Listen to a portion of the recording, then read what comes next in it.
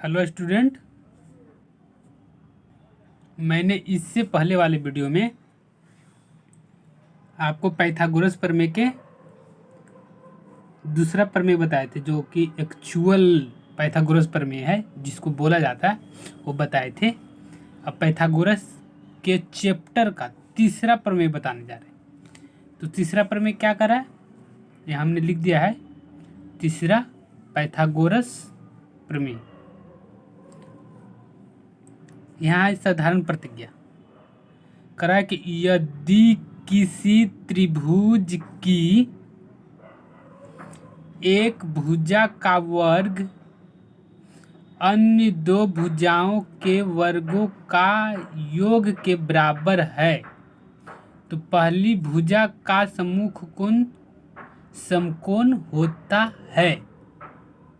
ये लिख दिया है, किताब जो था वो साधारण प्रतिज्ञा में ये लिखा है।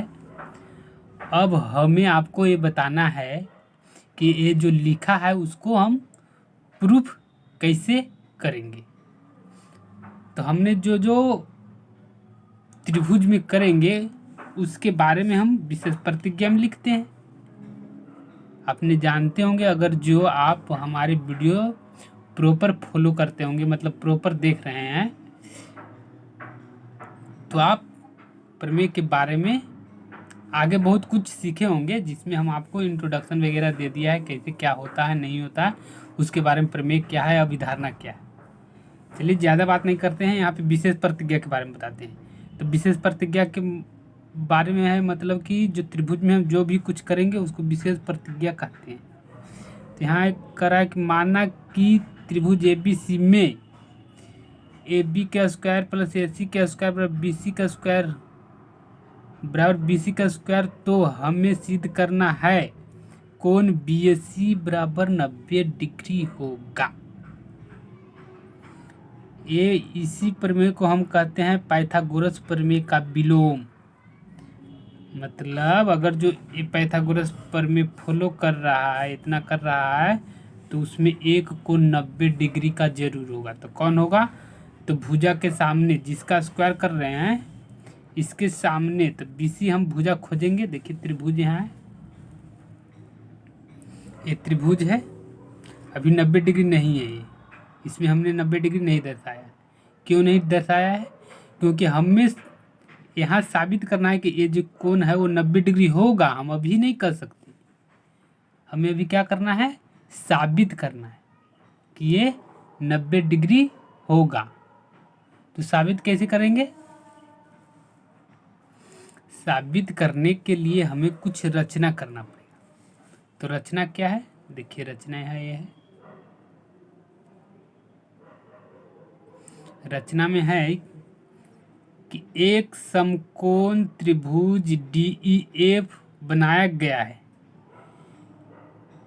जिसमें है कि DE जो होगा, अभी जो त्रिभुज बताए थे, AB के बराबर होगा, और DF जो होगा AC के बराबर होगा, तथा कोण EDF 90 डिग्री के बराबर होगा। अब ये अपन मन से हम क्यों कर दिए, अब ये हम अपन मन से इसीलिए करे हैं ताकि हम इसको प्रूफ कर सकें। कोई भी प्रमेय को जब इसे प्रूफ किया गया होगा तो ये तुरंत नहीं प्रूव हो जाता है, एक्सपेरिमेंट करते।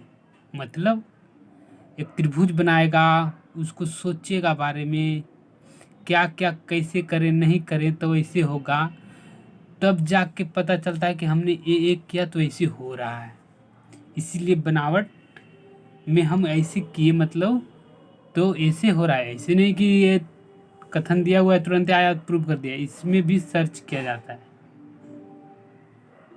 तो यहाँ पर जो है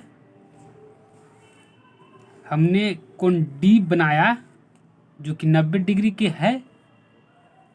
जब 90 डिग्री के होगा तो समकोण त्रिभुज है।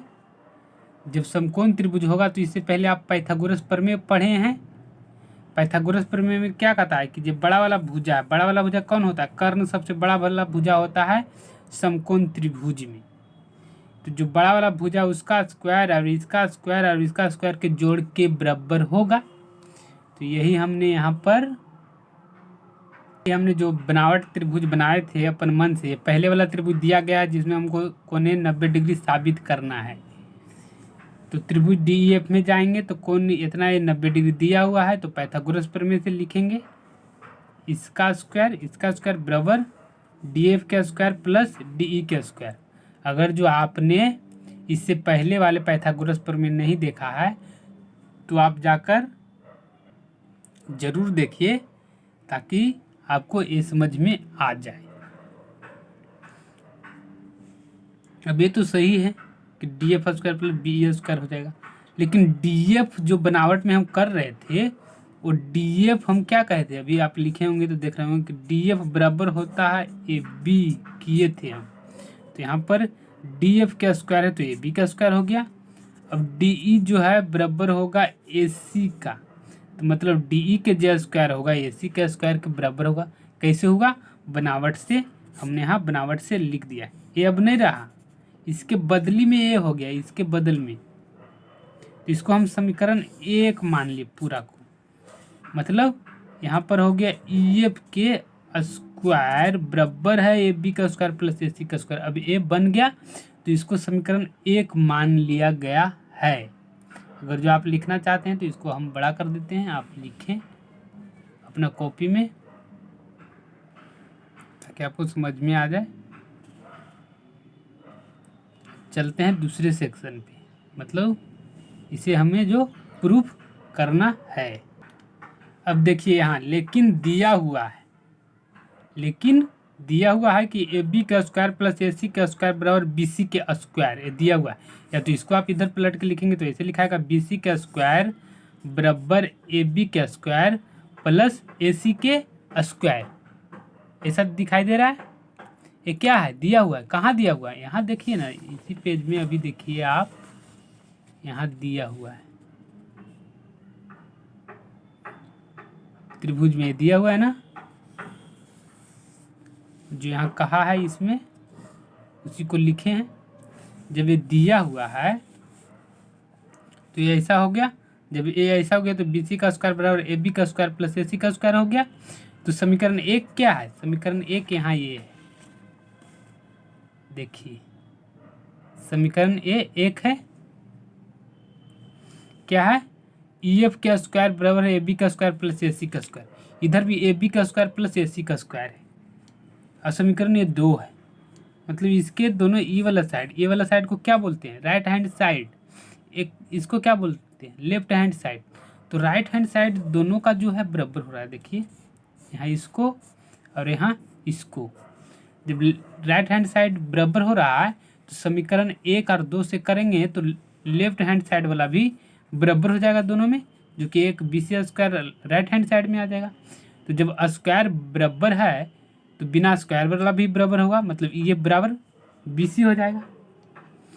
अब यहाँ हो गया है त्रिभुज ABC और त्रिभुज DEF में AB बराबर DE, ये कब, ये बनावट जब किए थे तब आया था, तो ये बनावट से लिख देते हैं, बनावट से। दूसरा है AC बराबर DF, ये भी कब आया, बनावट से आया। अब BC बराबर EF अभी हम सिद्ध किए थे तुरंत, देखिए यहाँ पे ये बराबर BC या BC बराबर EF, कोई मतलब इसको इधर लिखे या इधर लिखे कोई प्रॉब्लम नहीं। अब तीनों के तीनों भुजा बराबर हो गया है। जब तीनों के तीनों भुजा बराबर हो गया है तो इसका मतलब ये त्रिभुज दोनों है जो सर्वांग सम होगा। सर्वांग सम मतलब ये त्रिभुज के सभी अंग बराबर होंगे। कौन वाला, ये दोनों की, ये जितना कोण होगा उतना ही ये वाला कोण हो जाएगा, मतलब संगत चीज़ सब चीज़ बराबर होगा। जितना BC की लंबाई है उतना DF की लंबाई दिया हुआ, तो ए वाला भी कोण हो जाएगा, जितना है उतना ये वाला भी कोण हो जाएगा।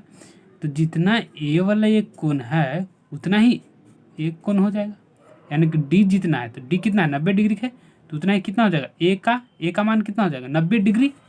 मतलब CAB या BAC कोण BAC बराबर 90 डिग्री हो गया। और ये कहा था क्या, ये कहा था कि जब स्क्वायर हो जाएगा, मतलब कर्ण का स्क्वायर प्लस लंब का स्क्वायर प्लस आधार का स्क्वायर हो जाएगा, तो कर्ण के सामने वाला कोण 90 डिग्री का होगा, मतलब समकोण होगा, ये प्रूफ कीजिए।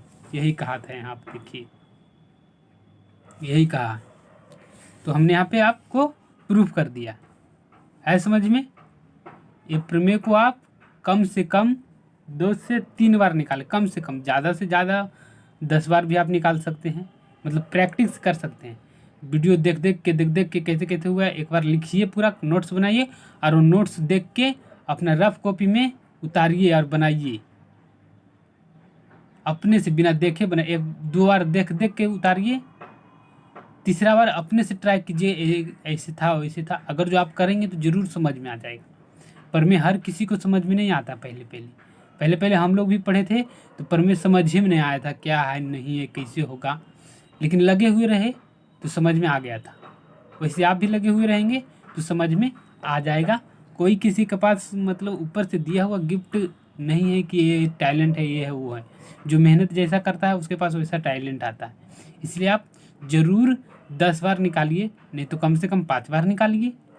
थैंक यू फॉर वॉचिंग, और इस वीडियो को आप अपने दोस्तों के साथ शेयर कीजिए ताकि आगे और सब पढ़ सके। Thank you.